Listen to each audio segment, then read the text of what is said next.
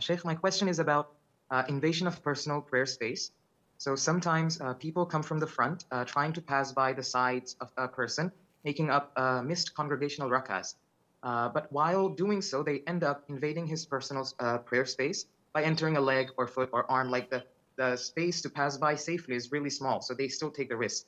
So is he obliged to raise his hands and stop them from passing? One point that the person faces this issue in a masjid of a Deobandi markaz, and mostly their teachers and students pass by like this.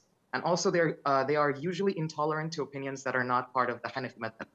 Uh, Jazakallahu khairan, Shaykh. Wajazak. First of all, the prohibition is from passing in front of a person praying.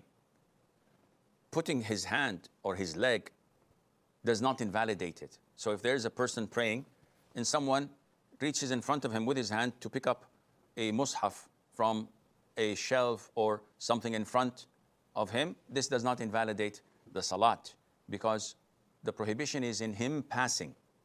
Him being stationary in front of the person praying does not impact the prayer, as in the case of Mother Aisha, when the Prophet used to pray and she was lying in front of him throughout the whole prayer. So no one would say, oh, this invalidates the prayer, because she did not pass. She was in front of him, stationary. There's nothing wrong in that. Secondly, if you're making up for missed rak'ahs, the moment the Imam gives salam, you stand up, you move forward a step or two or three, no problem, until you reach someone who's sitting and you're so close to him that would prevent people from invading your personal space when praying. Or you walk to a pillar or to a wall, providing it's a step or two. So usually when you do this, you block people from doing that, and Allah knows best. As for the fact that they're Deobandi or they are intolerant, the hell with them. I'm following the Sunnah. Who cares what they think? The Prophet ordered me, ﷺ, to stop who wants to invade and walk through. And if he doesn't stop, I should push him and fight him. So this is from the Sunnah, because he's the one who's transgressing, not me. I'm just following what the Prophet taught, ﷺ. And one has to use wisdom and see the consequences of his action, because sometimes you have to lose a battle in order to win the war. With such ignorant people, it's highly advised not to pray in their masjids.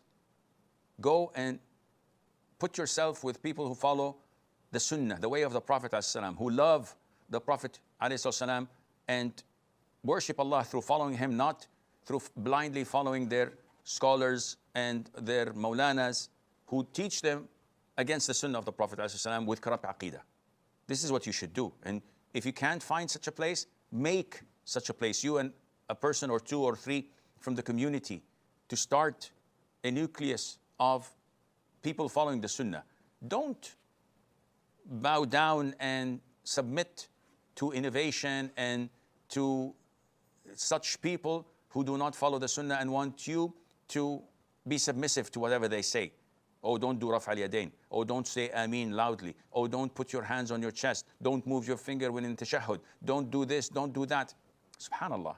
What is this? Simon says, I never knew that you bought this masjid and it's registered in your name or your father's name. This is Allah's masjid. We follow the Quran and the Sunnah. What do you follow? Sheikh so-and-so, Maulana so-and-so. This is not applicable. So be wise. Try your level best to de-escalate situations and confine yourself to people who follow the same aqidah, the same methodology of the Prophet ﷺ.